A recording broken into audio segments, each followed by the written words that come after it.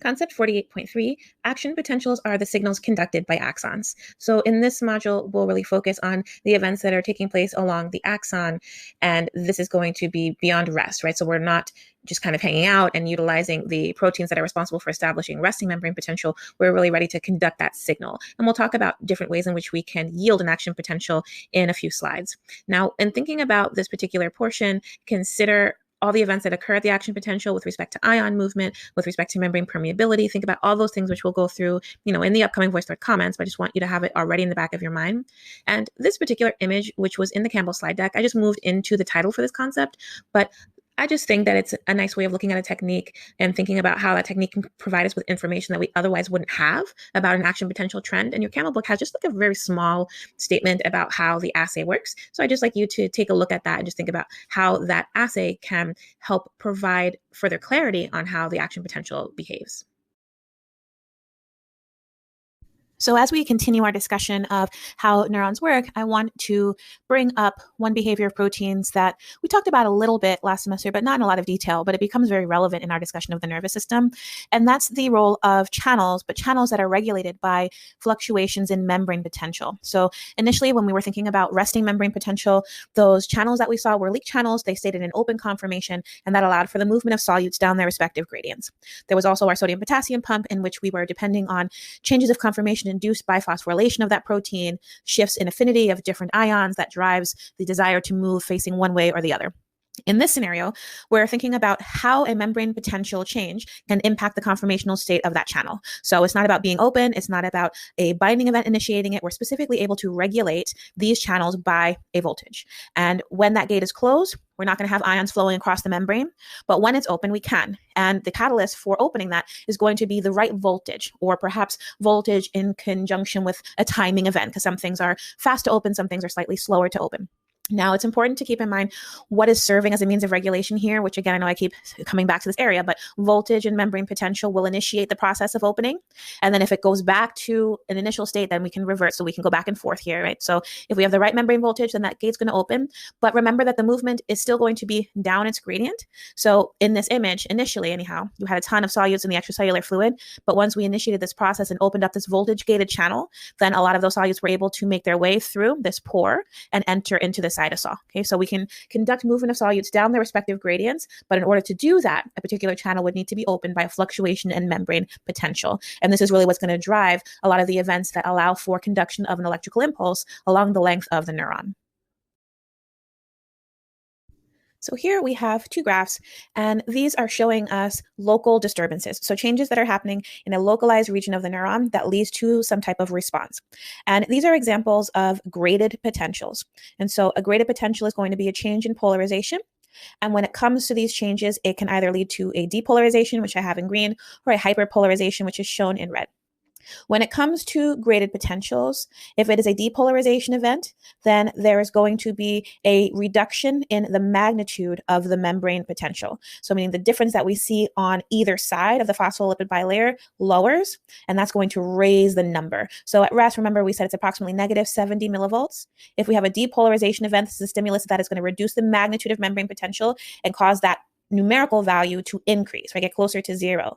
And notice that there's this dashed line directly above it referred to as threshold, which I'll get to in a moment. Now, a depolarization event is going to be associated with a certain movement of ions and permeability. And so there's going to be increased movement of sodium ions during a depolarization event. And so think about the direction in which your sodium ions would be flowing. So if the sodium ion is able to go down its gradient, then it's going to go from the extracellular fluid to the intracellular fluid, which means there will be more positive charges that are able to enter the cell, and that's going to decrease the difference seen across that phospholipid bilayer. Now, when it comes to a hyperpolarization event, we're seeing the opposite. So if we're at rest at negative 70 here and we have hyperpolarization, we're heading down. So we are actually increasing the magnitude of the membrane potential, increasing the difference that is seen of charge across that phospholipid bilayer. And during a graded hyperpolarization event, this is going to lead to increased permeability to potassium ions. And so if we have increased permeability to potassium ions, then we're going to have more movement of potassium ions into the extracellular fluid, which further increases the negative charge that's seen within the cytosol.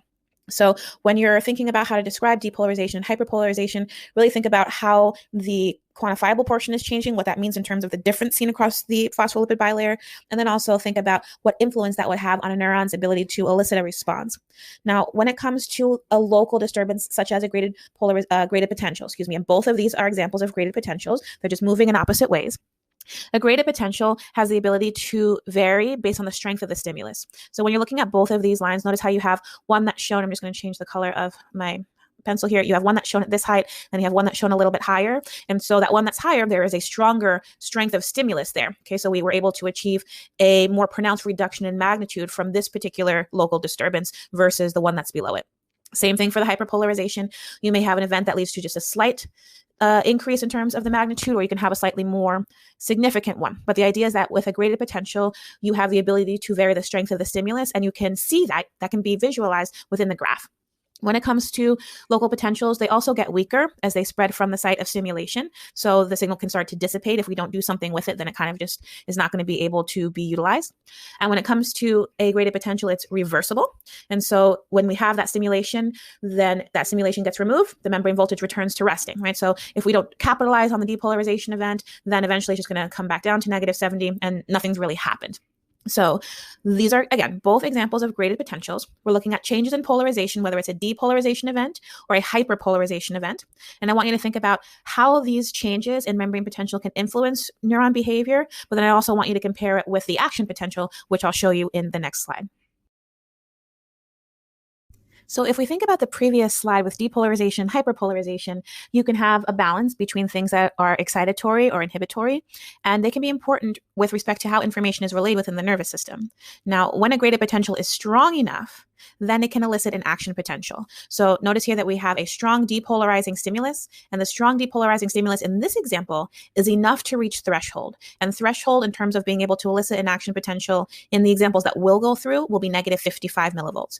So once we have enough of a stimulus to reach threshold, then we elicit an action potential. And an action potential is far more pronounced if we're comparing the graphs, and this is really an all or nothing event. So once we get started, once we reach that threshold, we're going to head into this process, and I'm going to outline each of the changes that are occurring as ions move in their respective directions and how that influences this trend. But essentially, we see that we have a significant level of depolarization that's happening here. Eventually, we're going to have repolarization. So our values are going to start to head back towards resting.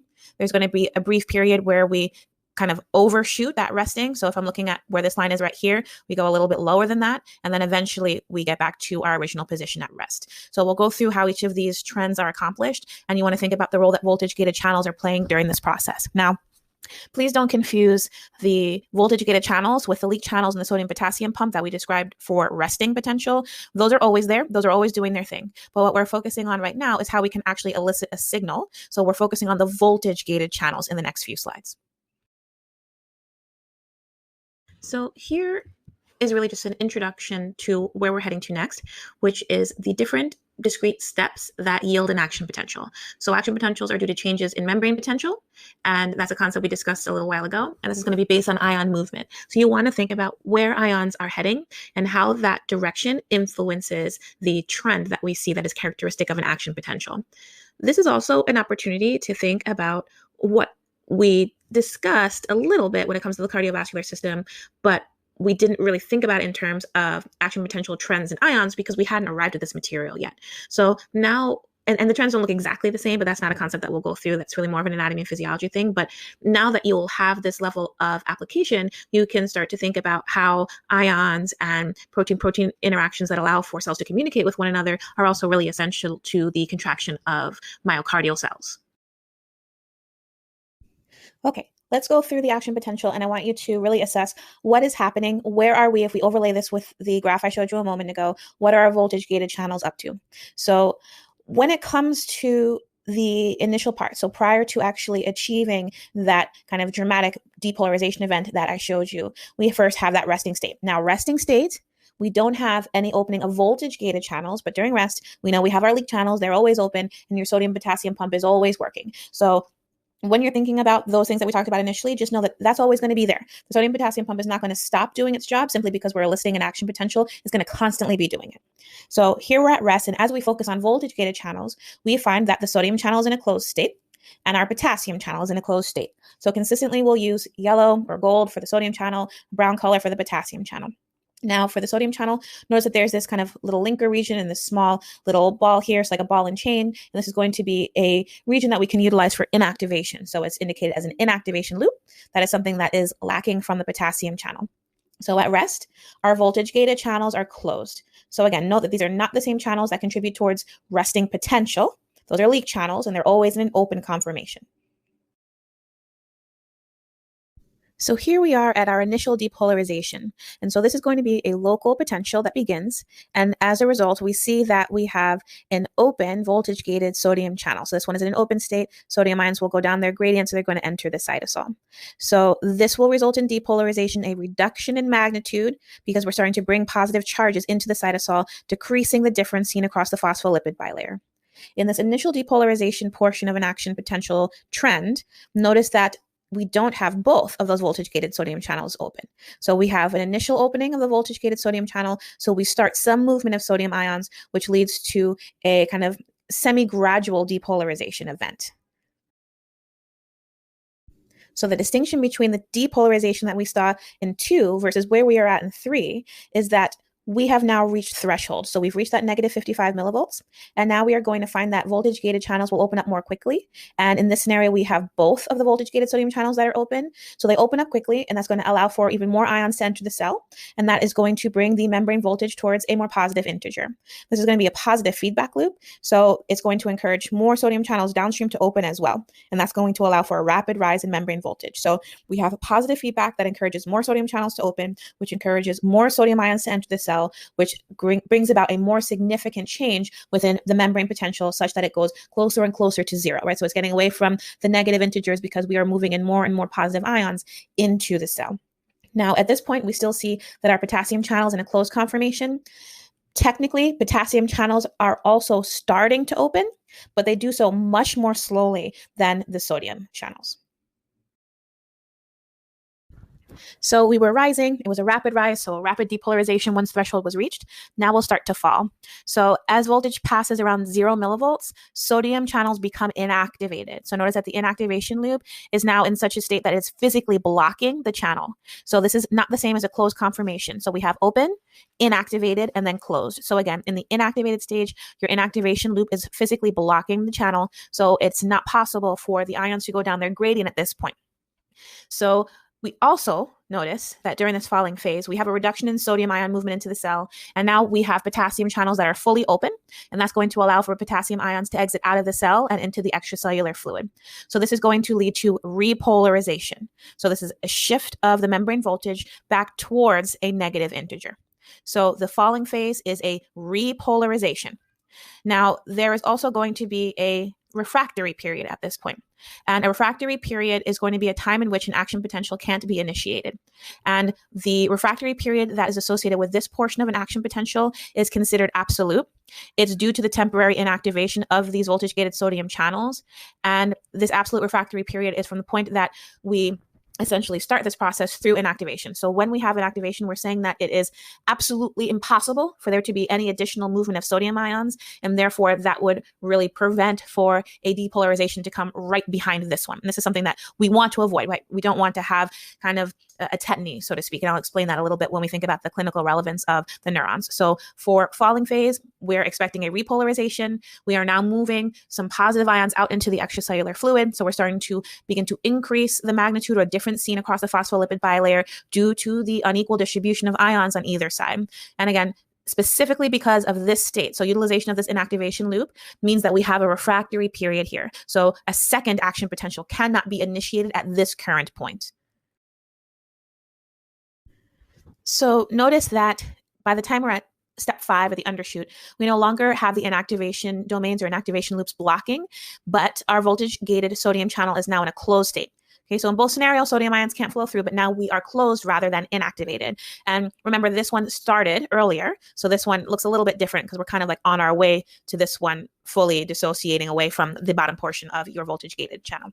So we have our potassium channel still in an open conformation. So while it was much slower to open as compared to the sodium channel, it will stay open longer than the sodium channels. And as a result, more potassium is going to leave because there's more time in which movement down its gradient can occur. And this is going to cause the membrane to temporarily become more negative than it was at rest. So remember, resting membrane potential is about negative 70 millivolts. So maybe we're negative 80, we're negative 90, but we're slightly under what should be resting for that neuron. And so that results in a negative overshoot, and we have hyperpolarization here. So notice that for the falling phase, we had repolarization. We were heading back towards the more negative integer. But when we have hyperpolarization, we've gone too far. So we've gone past the resting membrane potential to an even more negative value. Now, at this point, we have our voltage-gated sodium channels in a closed conformation. This is also a refractory period, and this will last until hyperpolarization ends. But this refractory period is called the relative refractory period. So refractory periods are just a reference to where these events are taking place along the axon. So imagine that there's more of the axon going this way, and there was more of the axon going that way. So at this point within the axon, we can think about a refractory period taking place, but the statement does not apply to the entire length of the neuron because these events are starting to kind of cascade as they make their way from one area of the axon to the other.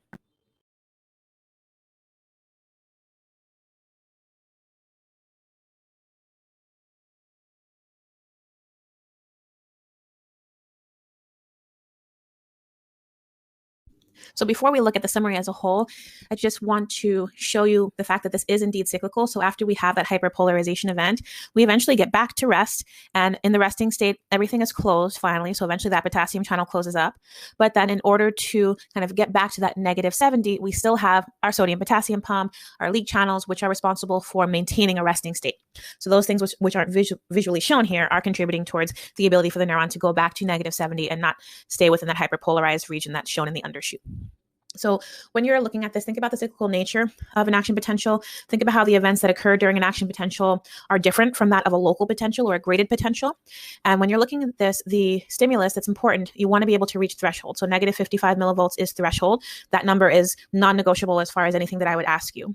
Once you reach negative 55 millivolts, it again is an all or nothing event, which means even if the initial local stimulus is stronger, you won't see the action potential rise in proportion to that strength. So the trend is always going to look the same. So once we get to negative 55, this extreme rising, so this rapid rising, then this eventual falling, the undershoot, all of that is the action potential portion of the image. Our ability to get there really lies on the event that takes place at 2. So if 2 is enough to reach negative 55, then we're heading into our action potential. Once we initiate this process, the action potential is going to go through all of these steps. You can't stop it once it's begun, which also makes this process an irreversible one. This image gives us an opportunity to illustrate a refractory period rather than just mention when it occurs during an action potential. So during the times when the voltage-gated sodium channels are inactivated, the membrane is in the absolute refractory period. And how I often describe it is that there can absolutely be no action potential that occurs during this time. So essentially that portion of the membrane is going to be unresponsive to another stimulus because our sodium channels are inactivated rather than closed, right? So remember, there's a distinction between open, inactivated, and closed. So a change in voltage cannot open the sodium channels while they are in an inactivated state. Now, as we go through that action potential and the membrane begins to repolarize, the inactivation gate is eventually released and the voltage-gated sodium channels go to a closed state. Now we have that undershoot, or that time in which those voltage-gated potassium channels are open, and there's going to be a brief relative refractory period. Now, during relative refractory period, the membrane is hyperpolarized. So in theory, a new action potential can be generated, but it requires a really large stimulus that is capable of overcoming that movement of potassium ions that is causing this value to be way below threshold, right? So remember, we normally start off around negative 70, and then we're trying to get to negative 55, but during hyperpolarization, we're even lower than that. So it needs to be a stimulus that's capable of overcoming the hyperpolarization and bringing us back to threshold again. So we have 2 different refractory periods based on where we are within the action potential, and what's going on at a particular point within the membrane is going to be slightly different. But in both scenarios, what we're trying to accomplish here is placing restrictions or limitations on the frequency with which a neuron can generate and transmit an action potential, because we don't want to elicit them too often. That can have negative ramifications. So I want to go back to a statement I made regarding the refractory period, in which I said that while we might be looking at a discrete region of the axon going through a refractory period, it's not going to be applicable to the entirety of that neuron or that axon. So just that discrete region in which those events are taking place. And that really applies to all of the events that are occurring during an action potential. So at the site where the action potential is generated, so that's usually the axon hillock, there's an electrical current that's going to depolarize the neighboring region, so the proximal region of the axon membrane, and that will help to initiate our events. Now, when it comes to a neuron that lacks any level of insulation, you're going to have your voltage-gated channels found all along the length of the axon. So when the action potential occurs initially, sodium ions are going to enter the axon. So imagine that inside here is our axon, okay, and then the outside is directly facing the extracellular fluid. So we're going to have our sodium ions enter, and the polarization event is going to open up a nearby voltage-gated channel so that more sodium ions can start to move, right? And so that's going to lead to a forward propagation. So we start this influx of sodium ions, nearby we're saying, oh, there is a depolarization event that's happening that is starting to stimulate the adjacent voltage-gated channels, and then they're going to open up as well, right? And then they're going to open up as well, right? So it's a domino effect. So imagine if we added in a fourth layer to this image, you'd see sodium ions moving in as well at this portion that is currently shown in red.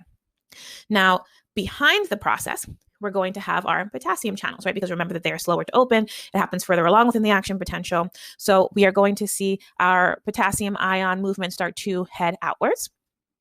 And then eventually both of these channel types will close and the cycle will end, right? And so if this was portion 1 here, then eventually after the potassium ion movement occurs, we will reach a state at which nothing has happened. We're back to our resting state. So the cycle at that spot of the axon has completed itself, but we've been initiating a wave, right? And so in row 2, we have the initiation of sodium ion movement into the axon. Then eventually over time, as we allow that process to occur, then potassium ions will exit out. And then eventually this site will be red, and that will be back at a resting state. So we're initiating waves of events that continue to work their way downstream. So again, like a domino effect. And each action potential cycle is going to initiate the next one, so the closest one to it. And that's going to keep on happening until that transmission reaches the end of the neuron. Action potentials are meant to travel in only one direction, which is towards these synaptic terminals. And we want that to be the case because we want to ensure that we're directing the signal where it needs to be. Now, when we have this process, recall that when it comes to your voltage-gated sodium channels, that will have an inactivated state. So inactivated sodium channels that are occurring behind that zone of depolarization will prevent the action potential from traveling backwards and ensure that we have appropriate movement towards the synaptic knobs. Now, something to keep in mind regarding the nerve signal is that while this communication is electrical, the movement of the signal wouldn't be the same as if we were thinking about current traveling through a wire. Nerve signals are actually slower, and comparatively speaking, their intensity doesn't dissipate the further that they travel, which is something that can be seen when you're conducting current through a wire. So something that's beneficial about this domino effect is that the ion gradient that's established across the plasma membrane allows for the signal to be self-propagating as it works its way along, right? So we're having ion movement that will influence ion movement, that will influence ion movement. So we're able to kind of restart this process, and again, we're able to initiate that all or nothing event as a result as we work our way down the length of that axon. So while this particular image is focused on